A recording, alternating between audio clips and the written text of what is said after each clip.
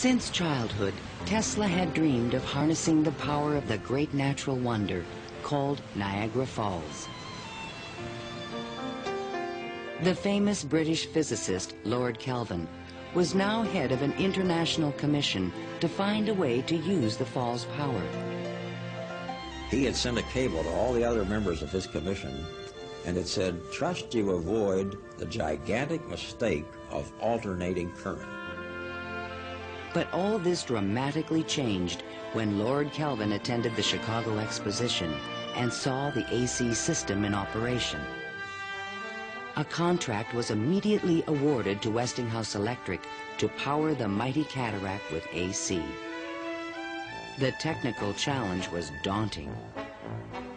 The Niagara plan called for 3 5,000 horsepower alternators, the largest generators ever made. Tesla and Westinghouse engineers had heated disagreements about the operating frequency.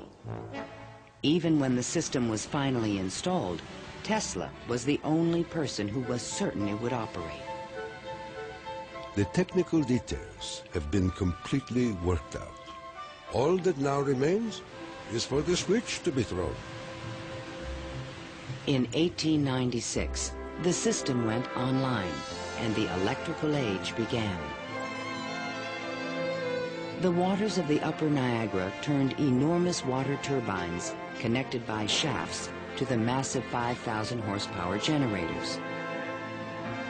The current from the generators was stepped up with transformers to 22,000 volts and sent out over long-distance lines, then stepped back down to light municipalities and power motors of Tesla's design.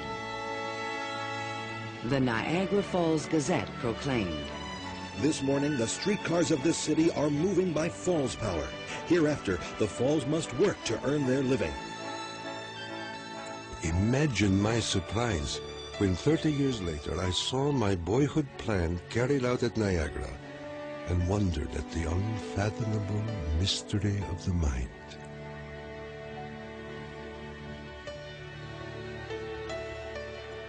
Within a few years, the number of generators at Niagara was increased to 10.